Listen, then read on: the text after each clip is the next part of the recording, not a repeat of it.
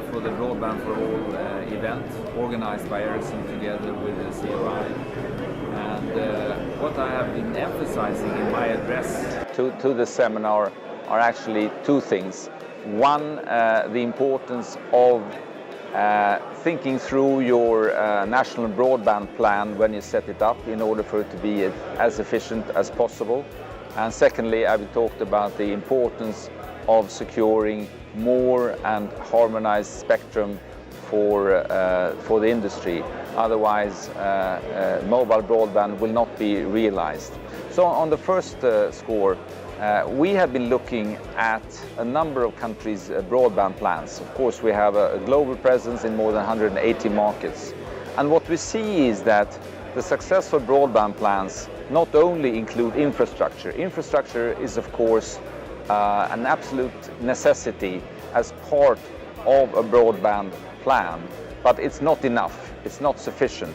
You need to look also at what I would call demand-side issues. You need to include issues like education, transport, healthcare, e-government, etc. So you need to take a holistic approach. Another aspect that needs to be there and emphasized in any broadband plan is to have a strategy with a clear action plan to drive it through.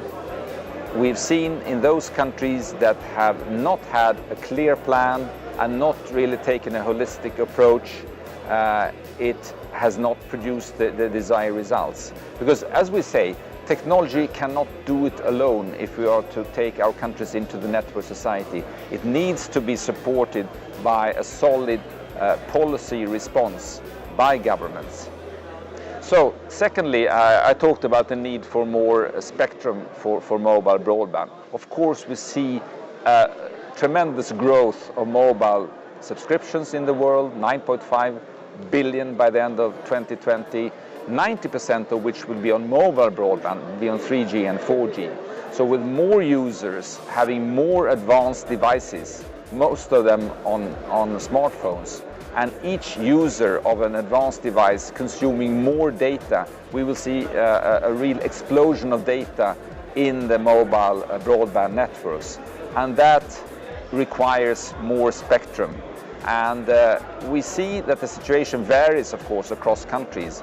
And India is one of the countries with the least spectrum resources available. And that's why, of course, it's extremely positive that the Indian government is now launching an auction for more mobile broadband spectrum in the beginning of next year. But more needs to be done. And what I emphasized in my address is that spectrum needs to be globally harmonized, and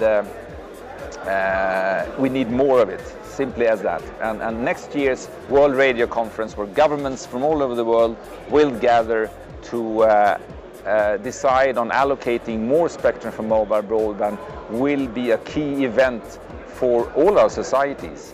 And the ITU themselves have estimated there is a need for between 400 megahertz and 1000 megahertz, depending on the region, in order to meet the needs of this fast-growing market, especially driven by the increasing data consumption.